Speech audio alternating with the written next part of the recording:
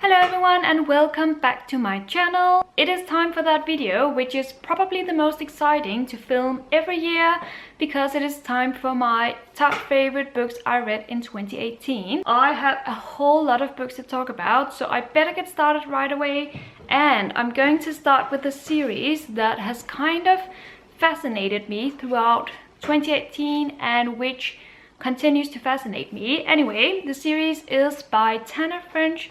It is the Dublin Murder Squad series. This is just the first 4 books. There are 6 out in total, and let me just show you them. First we have In the Woods.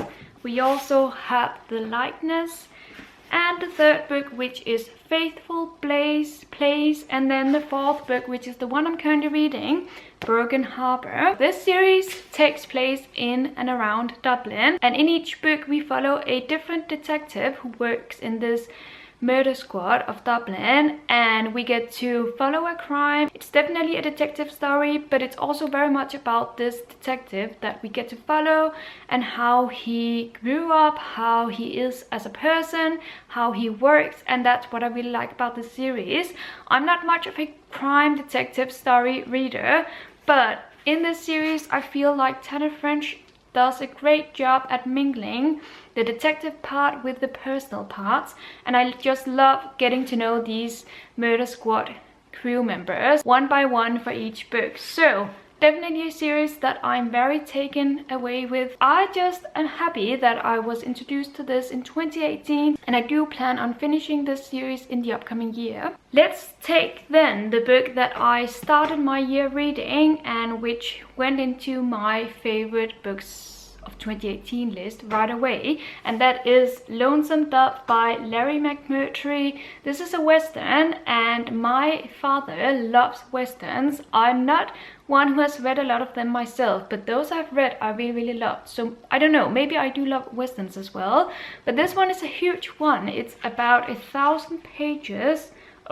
800 pages, and in this one we get to follow different cowboys and how they actually are rangers. I don't know if there's a difference between cowboys and rangers, but nevertheless we get to follow them as they live and work in the desert with cattle, and they ride horses, they escape Native Americans, and it's just a grand epic story. There is a reason why this is considered a classic, and I ended up really loving it. It's definitely worth your time, and it gave me a fascination for westerns, which I kind of knew I had, but this one won me over. So in 2018 I kind of grew fond of thrillers, psychological thrillers, detective stories, all those thrillers. Anyway, so this is one of those books that I fell in love with, even though I'm not much of a thriller reader normally, and that is The Woman in the Window by A.J. Finn. I like this book a lot.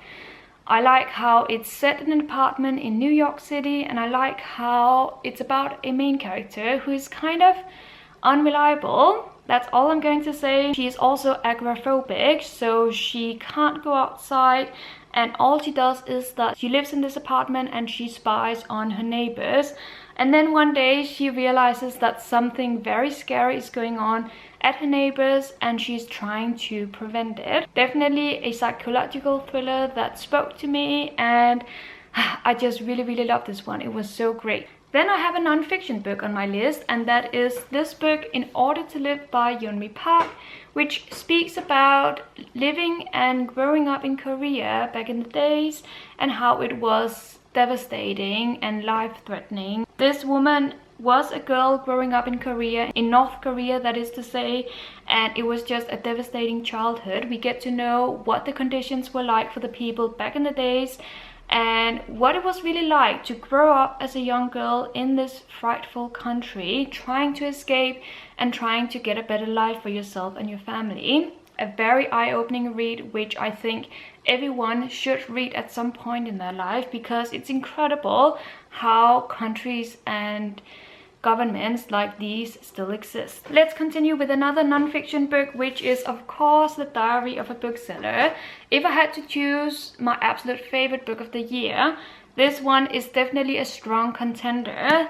I just love the coziness of this book, which is about, well, it's a diary of a bookseller who lives and works in Ireland. Yeah, in Ireland or in Scotland. But the thing is that he's very pessimistic about his work. You would think that it is fascinating and the best job to ever have, to be a bookseller. Turns out it isn't. There are a lot of complaints from the customers. There are a lot of books to be carried around, and it's just a very hard and heavy job. It's funny to read about, and it's also cozy, and I didn't want for this diary to end, but it did.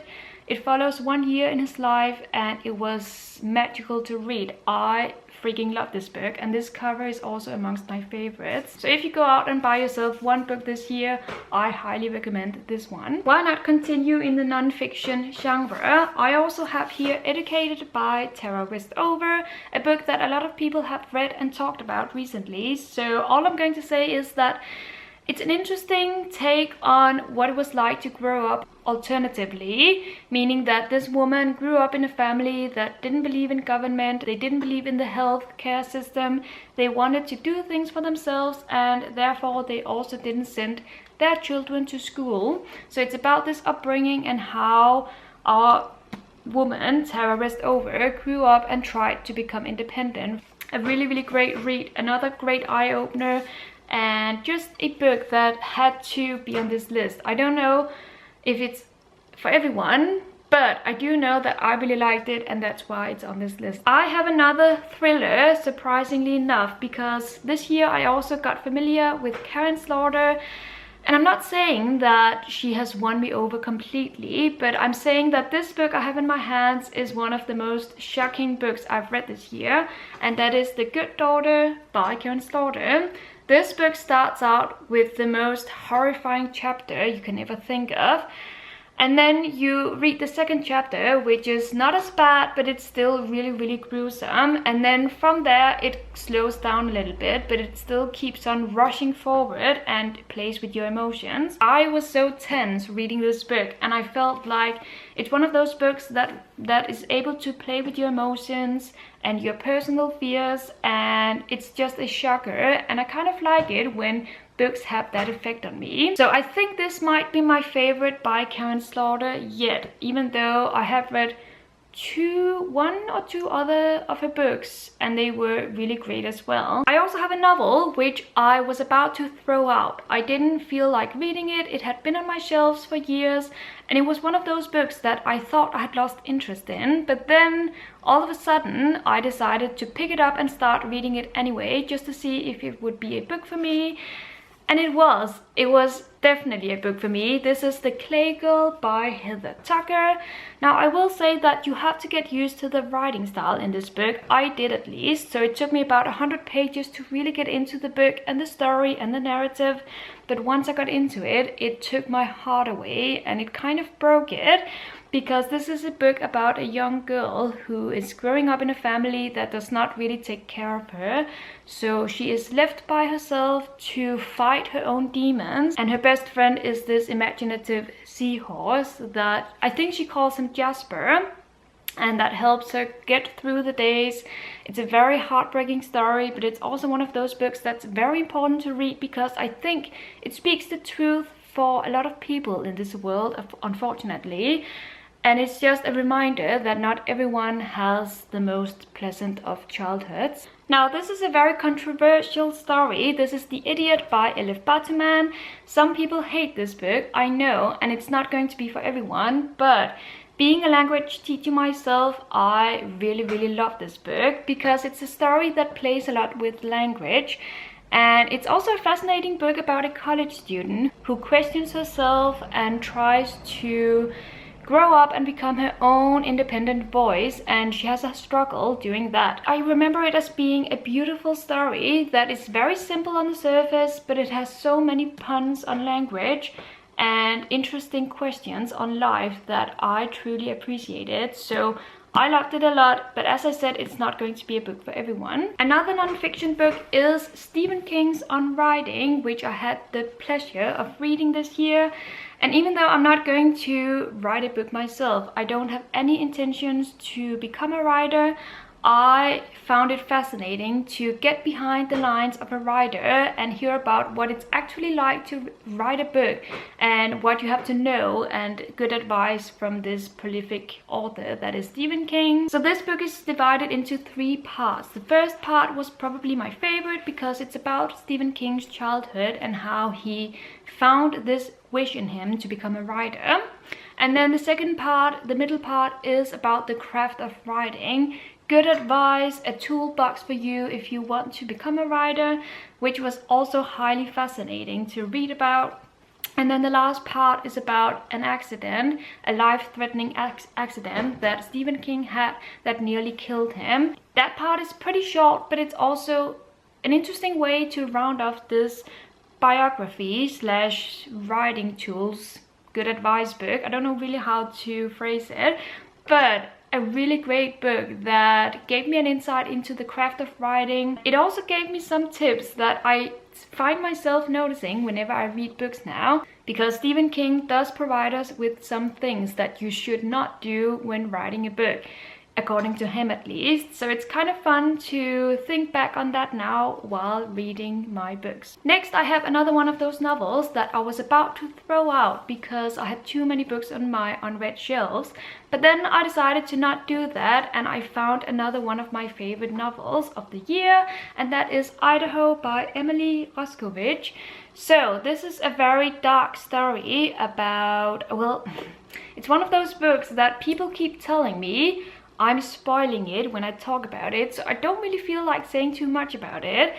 But just know that it's a dark story, it's a family saga, and it deals with some very tense topics, which are, well, I'm not going to say that. Just go into this and maybe you will like it. It's definitely literary fiction, so it's more about the characters than it's about the actual story. But if you like that kind of fiction, then you might want to pick up this book. That's all I can really say, because I do not want to spoil anyone. I have 2 books left on my list. The next one being a historical fiction, which is also one of the most gorgeous books I now own, I think. This is obviously The Mermaid and Mrs. Hancock by Imogen Hermes Govar. I was a bit apprehensive picking up this book because it's historical fiction, it's a very grand, big novel, and I wasn't sure I was going to absolutely love it. But from the very first chapter, I could sense that this was a story that was able to drag me in and keep me going and keep me fascinated. And it sure did for all of its, I think, about 500 pages. Yes, 500 pages. So this is the book about a man and a mermaid. And this man has a wish to own a mermaid someday. That's all I can really say. It's also about a woman who is a prostitute and how their lives entwine. It's a beautiful story which depicts the life back in the days perfectly, I think. Not that I would know, but it's just a wonderful story that will keep you engrossed and which will make you feel like it's got some magic to it. At least the writing feels magical and the story itself feels magical as well. And that leads me to the very last book, which I think might be my absolute favorite of the year. The Heart's Invisible Furies by John Boyne. This book was pure perfection. I read it, I loved it. I was reading it and loving it while reading it. I kept thinking about it when I was not reading it. And it is, after all, an 800-page book. So you would think that it might become a heavy read, but it wasn't at any point. I just wanted for it to continue. I wanted for it to keep going, and I didn't want to leave these characters at any point. Those are all signs that this is an amazing book that spoke to my heart, and I just freaking love this book. So this is about Cyril, who is a young boy when we meet him, but then we get to follow him as he grows up. And it's also about the gay community in England back in the days and how hard it was to be a gay. And it's a devastating story, but it's also wonderful and beautiful. And as I said, I loved it from page 1 till the end. And I wasn't even sure I was going to read this book, but I did so anyway. And it seems to be a common theme this year that books I was apprehensive about turned out to be my favorites. It's also a book that I think will speak to a lot of people. So Another one of those books that I would recommend that you go out and buy if you only buy one book this year. Not that you should buy just one book this year, buy lots of books, but this one I definitely recommend. And that is it for my long list of books that made it to my favorites list of 2018. I hope you enjoyed it, and I hope that you got some titles out of it that you would like to discover and read for yourselves. Thank you so much for watching, and until my next video, happy reading!